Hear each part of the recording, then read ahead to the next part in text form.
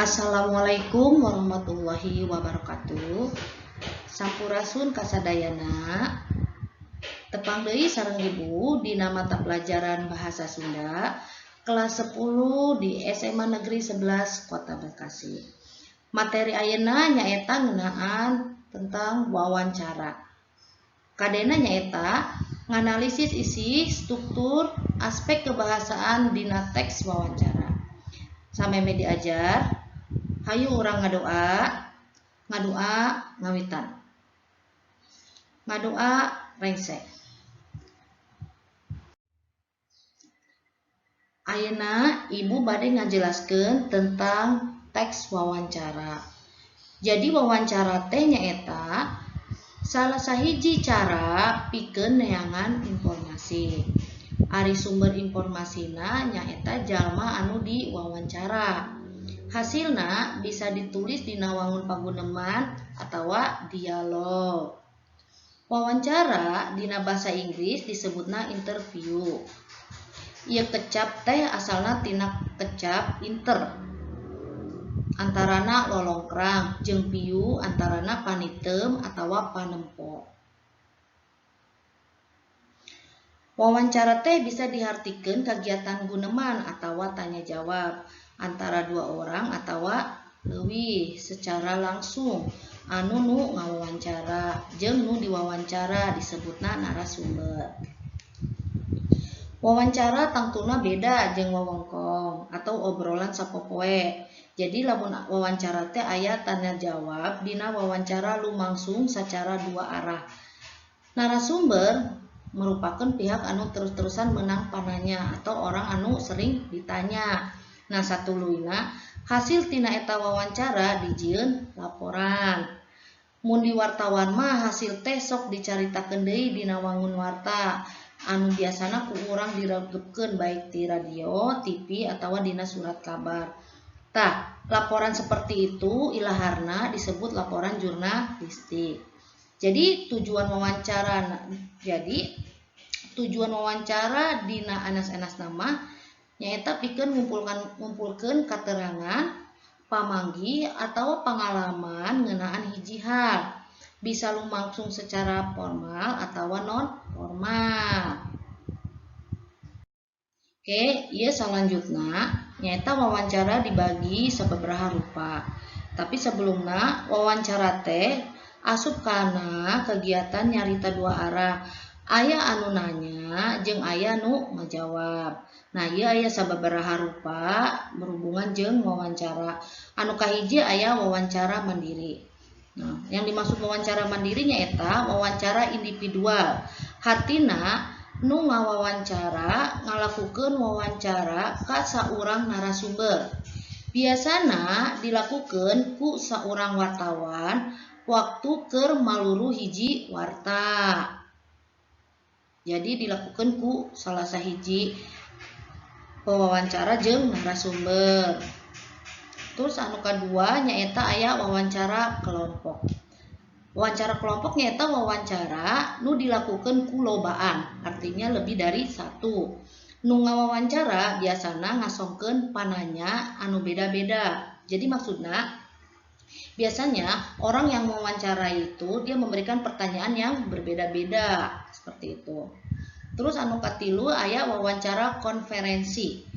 Wawancara konferensi artinya kagiatan wawancara anu ngalibetkeun sawatara narasumber.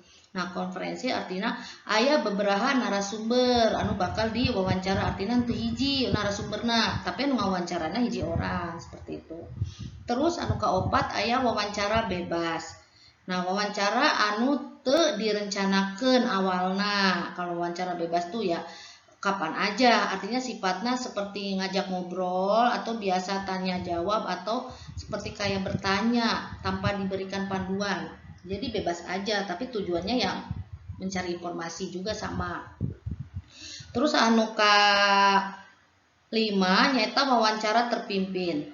Nyaeta anu ngagunakeun daftar pananya anu geus disadiakeun. Biasana wawancara anu terpimpin sok disebut wawancara terstruktur karena pertanyaannya, terus orangnya semua sudah disiapkan, tempatnya seperti itu. Jadi sudah terstruktur dan sistematis. Terus aya nu kagenep wawancara terbuka. Nyaeta wawancara anu pananya taya watesanana. Jadi tidak ada batasannya. Terbuka, boleh apa aja yang ditanya. Terus anu terakhir nyaeta wawancara tertutup atau kauger nyaeta wawancara anu jawabanana diwatesan atau dibatasi. Misalnya wawancara dumasar karena daftar pananya.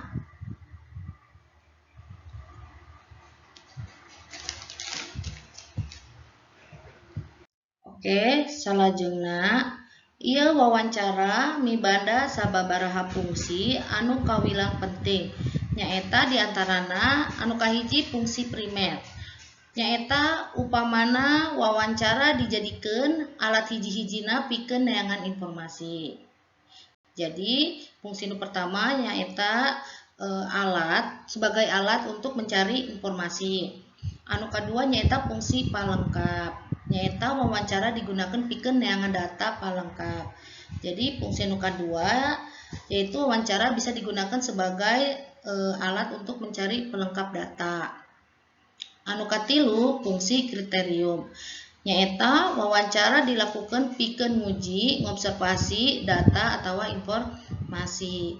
Jadi fungsina selain sebagai alat informasi dan pelengkap data, wawancara juga bisa dilakukan sebagai alat uji dan observasi dari data dan informasi yang ada.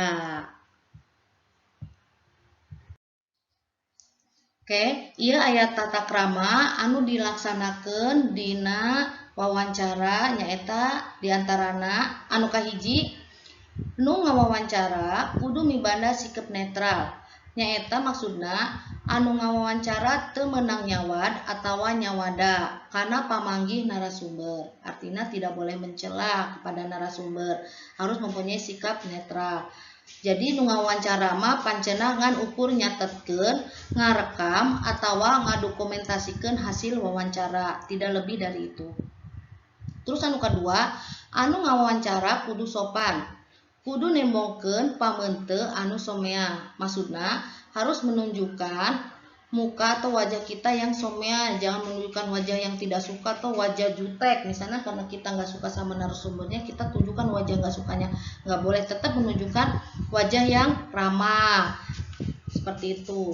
Rengkak jeung paripola anu tata krama. Maksudnya kita harus menggunakan bahasa yang sopan dengan tata krama yang baik dan sopan, yaitu dengan bahasa Sunda yang bagus.